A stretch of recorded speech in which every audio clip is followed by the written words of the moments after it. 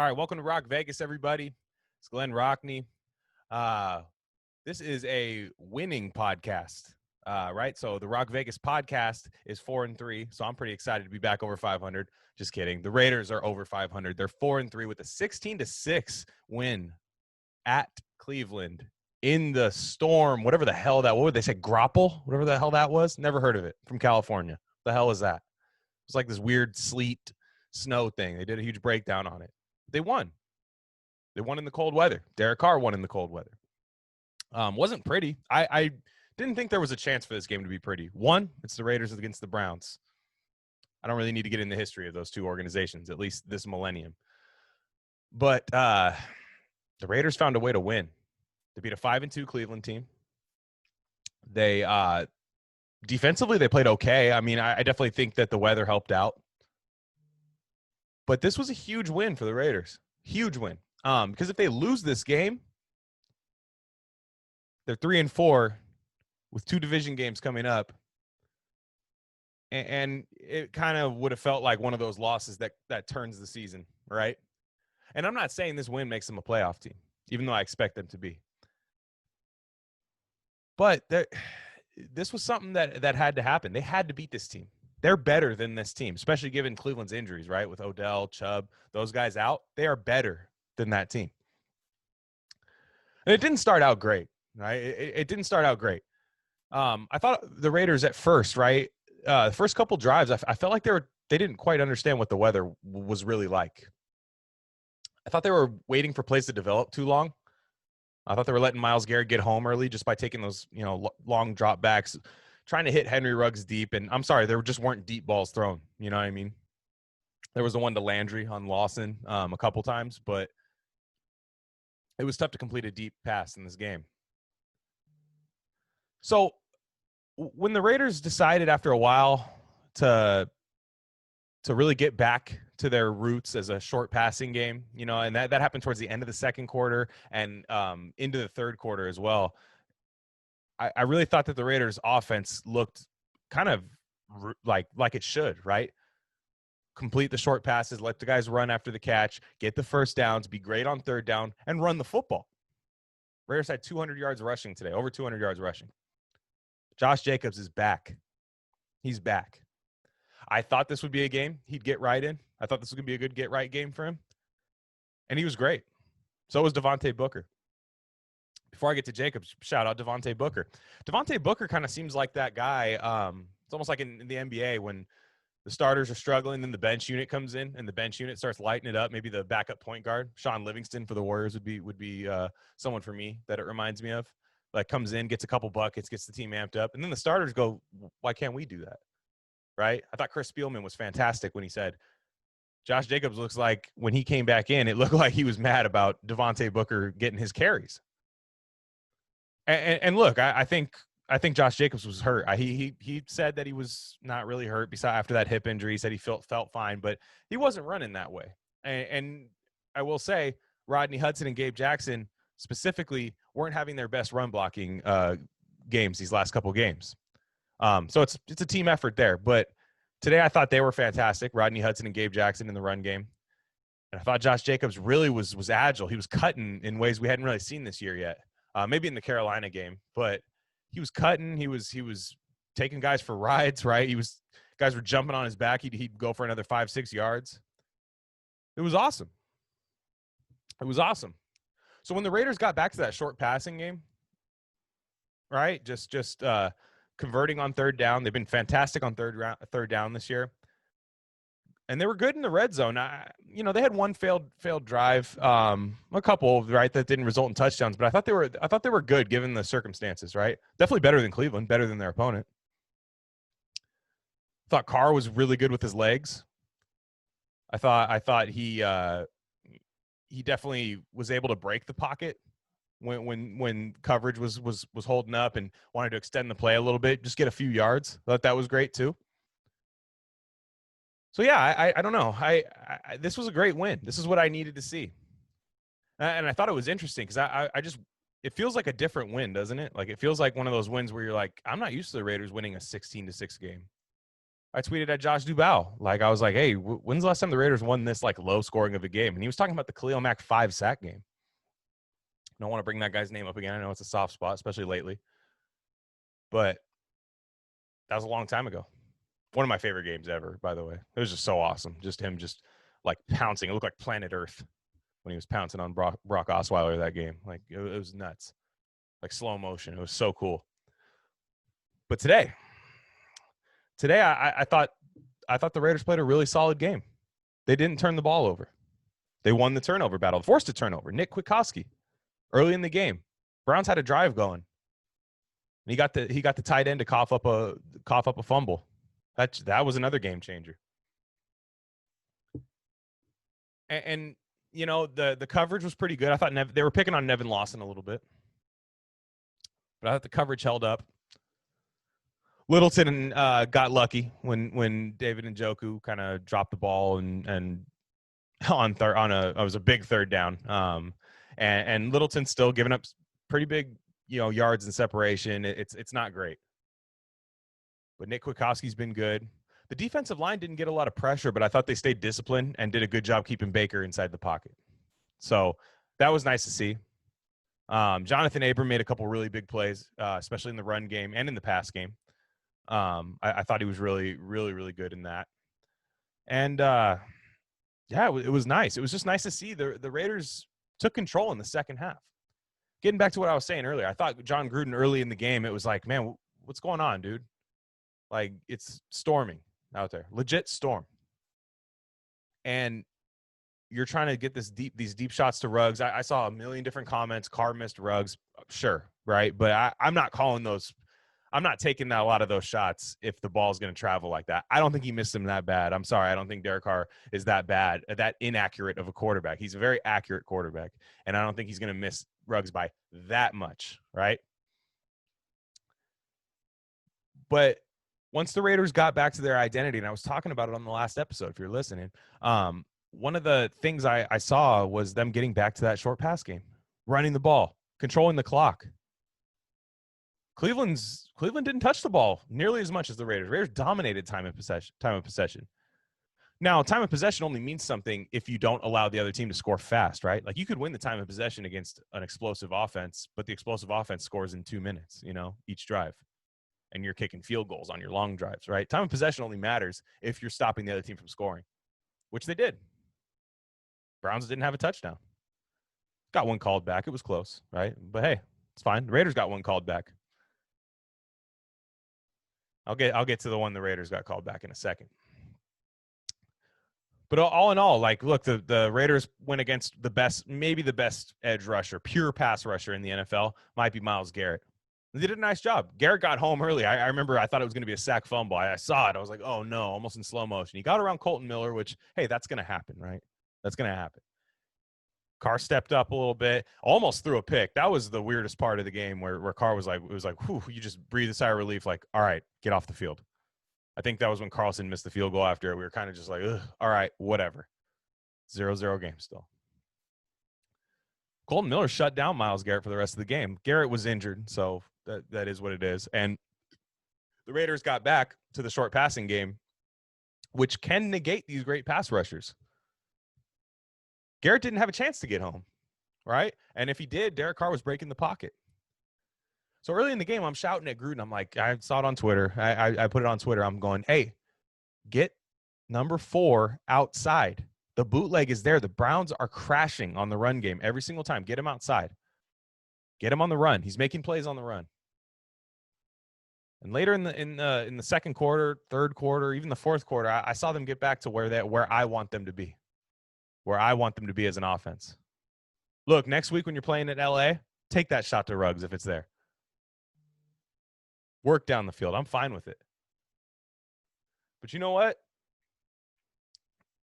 The Raiders' offensive identity, they're very versatile. They can hit the deep shots. But I still think just that kind of when nothing else is working, you have that short pass game going. Renfro was great today. And look, Waller dropped one early, right? He dropped one early, and that might have been a touchdown. I'd have to see the all 22 of it. It didn't look like there was a lot in front of him when he dropped the ball. It's concentration drop, and look, everybody was dropping passes today. Nobody was catching anything cleanly. So I can't hang that on Waller, and it's not like some lingering thing that happens with him. It was just a drop. But I like those plays. Those plays are there. And Waller's going to make that play, 99 out of 100 times and take it the distance. So, yeah, it's nice to see the Raiders win a low-scoring game, right? And put it away late, right? Put it away late. Once they got up by 10, Carlson kicks that last field goal. I was like, yes. You know what I'm saying? Yes. Carlson nails it down. It's a 10-point game. Play some defense. And even if you do give up a touchdown, I bet on the fact that the Raiders are going to be able to handle business, especially the way they were running the ball. It definitely feels like, in a way, right, you score 16 points, but it felt like the offense was more than just one-dimensional. I thought they had really become a passing offense these last couple of days, which you don't want to do that for John Gruden. I'll tell you like this. John Gruden was probably rock hard, man. Like rock hard, being able to just run when everybody knew they were going to run and still pick up 6-7 yards. That is like peak Gruden. You know what I mean? When the offense is working, when everything looks like it's going the way it should. And yeah, I still can't say enough about Devontae Booker. I think he was a spark in this game, in the run game, because it didn't even look amazing early, right? The run game. But Devontae Booker coming in, and it's funny because I saw some people tweet, and it was premature, right? Because Jacobs was struggling early, and Booker came in having some success, and Booker having the long run against Kansas City. So people were like, man, Booker just might be fitting this offense a little better than Jacobs. I don't think that's true. I think Josh Jacobs is still one of the best pure runners in the NFL. But Devontae Booker's got that breakaway speed. And I expect later this year, in future games, I could see Devontae Booker really like breaking out like a 70-yard touchdown run. And if there's one thing I could say about Josh Jacobs is his breakaway speed, probably his weakest quality is the breakaway speed. I think Josh Jacobs is amazing about at pulling 7 yards out of his ass, man. Just boom, you know what I mean? Nothing's there. I get 7 yards, 3 of them after contact. But Devontae Booker is showing, and I'll eat my words, man. I was critical. I was like, this is your run game? Josh Jacobs goes down. I'm like, Devontae Booker and Jalen Richard is the run game in a Gruden offense. I don't feel so scared anymore if Jacobs goes down. I'll tell you that much. Booker's shown he can play. Maybe Booker can't handle 20 a game. You know what I mean? You'd have to bring somebody in off the streets to at least be the third guy. But, man, he was incredible today. One downside I thought was I thought Henry Ruggs had a rough day today. And I don't want to shit on the guy, and I'm a fan. Still, what he does for this offense is I think he opens up the underneath routes for everybody. I think he opens it up for Renfro. I think he's Waller's best friend. I think what he does when the ball's not in his hands, Cleveland was playing way off of him. But then when the Raiders decided to throw a screen to him, it looked like he was trying to shake somebody that wasn't there. I want to see him catch that ball, be aware of his surroundings, and go in the short game. And I see why they haven't been running him on screens, because it just seems like that's the awareness needs to think. And that's just being a rookie. That's fine. And then look, he's toe tapping, the toe tap, right? I remember Amari Cooper's rookie year, right? I hate to bring this guy up too, but Amari Cooper's rookie year, I felt like his sideline awareness was like horrible. He would just boom, boom, like he was wiping his feet on a welcome mat outside, just clunk, clunk, like hitting this one toe on the sideline. You're like, dude, drag your feet. And look, Ruggs, you do the super magnifying glass close up, zoom in on your phone like that a million times where it's all blurry, and you see the slice of green remember the slice of blue game in 2016? Slice of green, Ruggs probably got in. But you should not leave that up to the ref's decision, right? Look at guys like Devontae Adams, Stephon Diggs, guys like that. They have Thielen, guys like that. They have that sideline toe tap awareness. Ruggs has to develop that, because that was a great thrown ball, and the game could have been put away a lot earlier if that was a touchdown. So I'm not trying to shit on Henry Ruggs, especially in a win. That's a lesson you can learn in a win, which I really like. And I'm almost glad. Now I started him in fantasy, so I'm not glad, but I'm kind of glad that didn't count, because I think if had that counted, I'm not sure he fixes that problem right away, at least. Maybe coaches still point it out and stuff. But I think having that touchdown taken away from you, even though, yes, the refs probably should have overturned that call, I think they stick with the call on the field in that case. Had they called it a touchdown, boom, we're good. You know what I mean? I don't think they overturn it. Nonetheless, I think that might motivate Ruggs, he absolutely could really figure out that sideline, acrobatic stuff, because he's definitely a freakish athlete. And I don't see that being a problem. Good news is he finds ways to get wide open, which is awesome.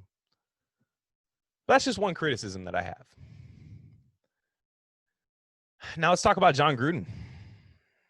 John Gruden, I thought he did a really nice job today. Like I said, he abandoned the short game early, but he picked it up late. I thought the drive in the third quarter, I want to say it was their first drive in the third quarter, right? Because, yeah, Cleveland got the ball. I thought the drive in the third quarter where they really milked the clock, picked up a bunch of third downs, and then get the touchdown to Renfro. I thought that was fantastic. I thought that was a great drive. That was just like, that's the Gruden offense working on all cylinders. It works in this type of weather. That's the offense you run in this type of weather. This is how you win games in the cold. Not trying to force things, right? And now you have a better personnel to do that. I also, and I've been so critical, so I do feel like I have to clarify it. The field goal late in the game after the 3 stuffed runs on third down. Now, on one of those attempts, I'd like to see a play action, Waller in the flat, Moreau in the flat, Witten in the flat. I don't care. Tight end, insert tight end here in the flat. I would have liked to see that, but I understand running 3 times with your bell cow running back who's great at the goal line. I understand that. But I respect going for 3 there. I respect taking the points. Your defense has been stopping them, had been stopping them. The weather's not good. Cleveland was going to the wrong side of the field if you want to throw a deep pass. That was not working all game. You saw it with Ruggs early.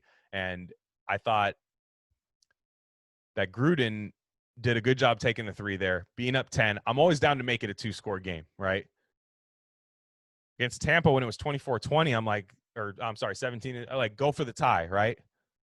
Instead of taking the 3, making a 1-score game, you still need a touchdown either way. I didn't like that. But mathematically, I like being up 10. Being up 10 is good, especially in that circumstance. So I thought it was a good job. I thought his late game management was great. I thought leaning on the run game, that was doing really, really good in the fourth quarter. There's nothing better when you can just run the clock out, man. I think Gruden likes that more than anything. I love it too. Just being physical with the defense that's probably tired of getting beat around. And how about the read option with Derek Carr? I mean, look, he fumbled at the end, and that could have been catastrophic. But I like it. I like it a lot. Man, he's moving. Derek Carr's on the move a lot.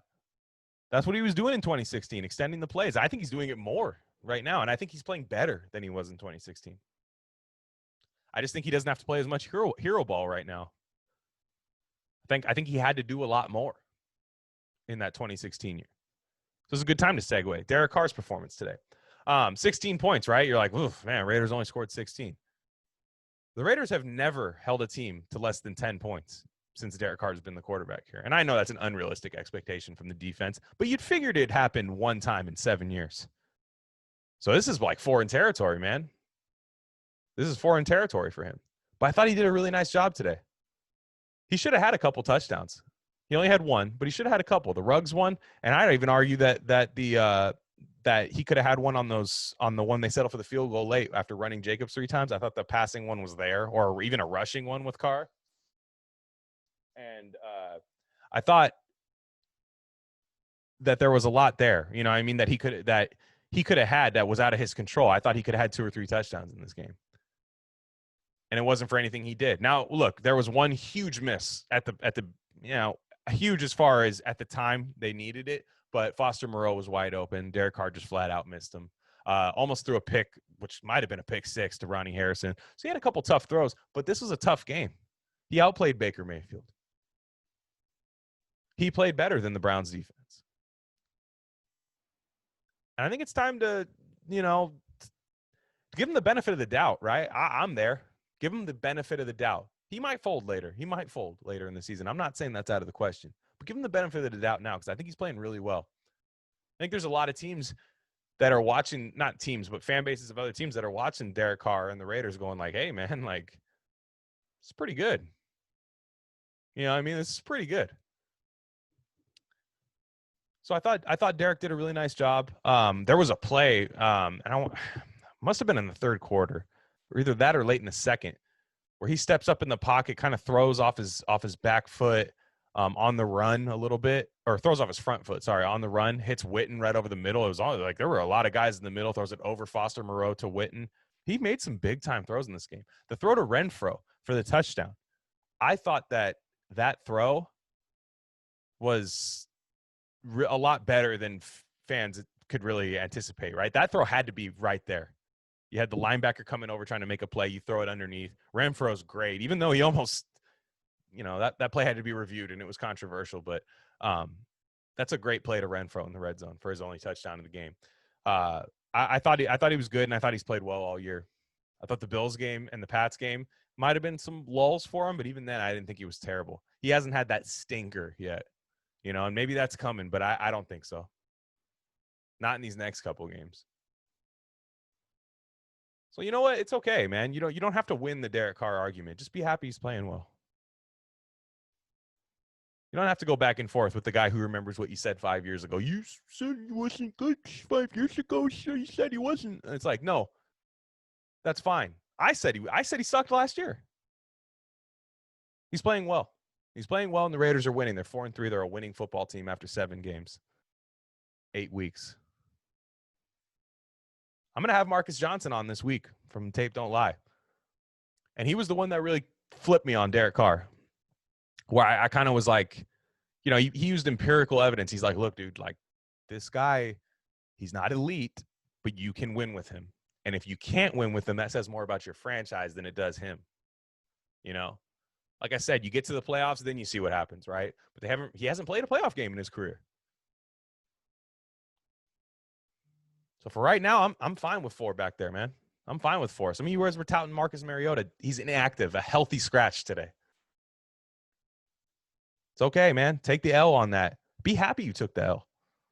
I'm happy. I was very critical. You can go back to some of my older episodes, man. I didn't have a lot of listeners back then. I mean, I still don't, but you know, I didn't have a lot of listeners back then, but I was very critical all summer of him.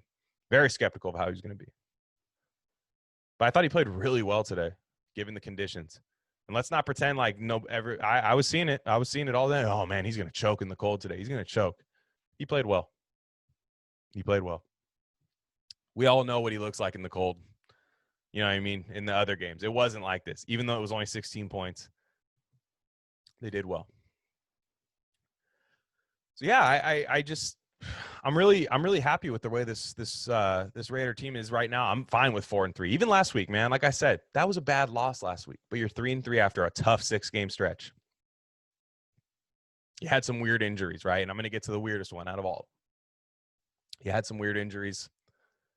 The offensive line's never really played fully together, and this offensive line is brutal when they do. They're as physical as anybody in the game.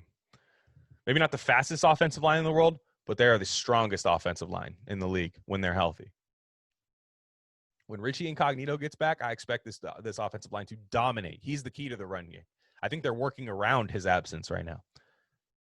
Brian Edwards, if you look at his PFF grades, in his run blocking, the guy is like a tight end on the outside. He's like laying people out and stuff.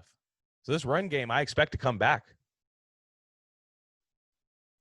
So, you know, that's just one thing I was disappointed about, and I want to get to it because the report came out about an hour ago from Ian Rappaport, NFL Network, that Trent Brown, right? Trent Brown was inactive, and it was like really close to game time, and everybody was like, "Fucking Trent, dude! Oh my God, Trent's out! Oh, dude, like what a bitch, dude! Did he pull himself out of this game? Oh my God, this guy doesn't want to be a Raider." And I'm in my head, I'm like, let's just wait, dude. This is weird, man. You don't see guys get inactive like that close to game time when they were expected to play all week. He was back at practice. I'm like, nah, something's not right.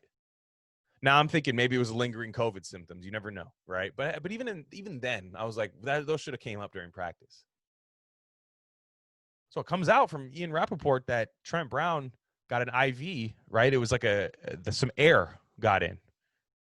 and I'm not a medical expert, but I've talked to a couple people that work in the nursing field and stuff like that. I talked to people, and they were saying like, yeah, no, that's all bad. It's a mistake. It's a mistake that anybody could make, and they always figured it their job. But when air gets in, you have heart failure issues that could happen, stroke or like a stroke, anything like that. Now Trent Brown is not old, so that technically happens with older patients, but he had to be wheeled out of the locker room. He's a big dude. You know what I mean? Like, that's crazy. And the team kind of rallied around that and was like, yo, like, this is great. So when I heard people's quotes like, hey, let's win this for Trent, he had to be taken out in a wheelchair. And I'm like, man, why is everyone hating? People, like, there's some people saying like, oh man, what can we get for Trent at the trade deadline? It's like, dude, how about, is he okay? Right? It sucks when he's injured. I get it. We want him out there. He's making a lot of money. But to say that, like, he had a calf injury against Carolina. Calf injuries suck, man. If you can't get into your pass sets, right, when you're in pass protection, then what are you? You know? I get wanting him out there. I get when, maybe he is a little like kind of moody and standoffish, but come on, man. Like, we trying to scare him away, dude? Like let's just make sure he's okay. And wait for the facts. Everyone's like, well, we didn't know. We didn't know if he was okay. All right, well, you know what? Wait till you know. Wait for the report to come out. It's okay to not be a reactionary when this happens. Because now people look dumb, right? Now people look dumb. And some people are like, well, he better be out there next week. I don't know, man. That would seem like a pretty severe thing that happened. And sometimes guys miss full seasons. Doesn't matter the contract they sign. Ronnie Stanley, I don't know what his injury was, but he went down and it looked bad. And he just signed a $122 million contract. And I hope, maybe some Raven fans are mad about that, but are they calling him a bitch? Soft? I don't think so. I've talked about Trent Brown ad nauseum on this podcast, but I just think it's kind of ridiculous when people can't just wait for like an official report.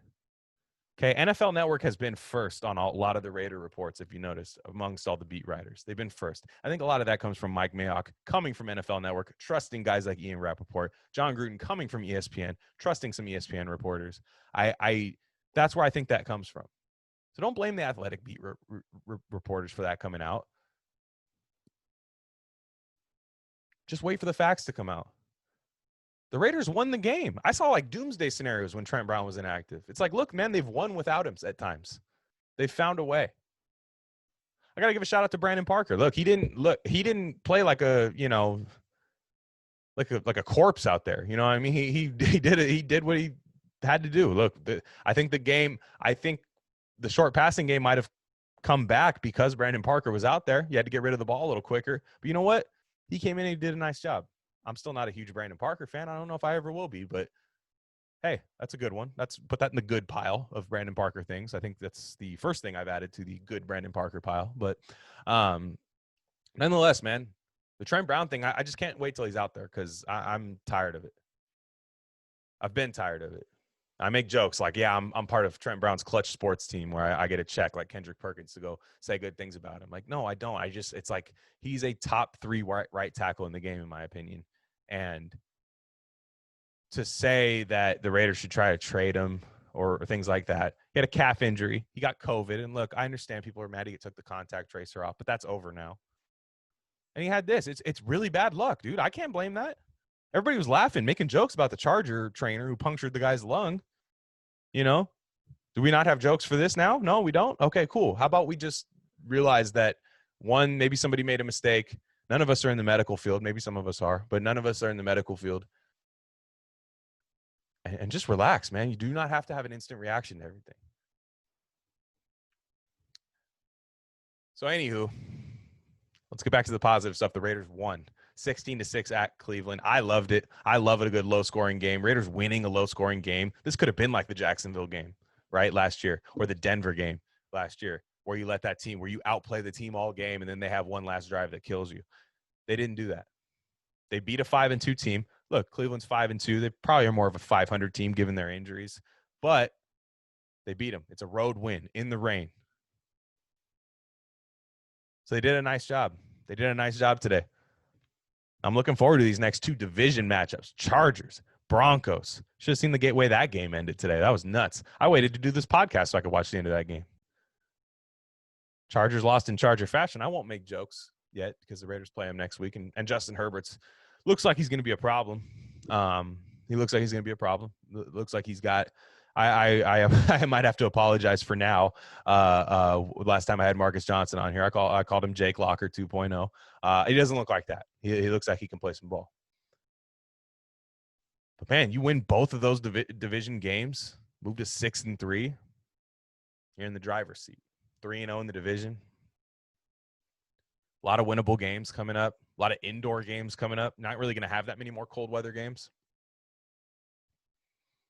Man, I'm telling you, this Raider team, next few games really you can kind of like, the AFC's competitive, so you can't nail down a playoff spot there, but I'm very encouraged. If the Raiders lost today, I had started thinking about drafting next year, honestly, because 3 and 4 is so much different optically than 4 and 3. It's so much different, even though it's just a 1-game swing. It's so much different.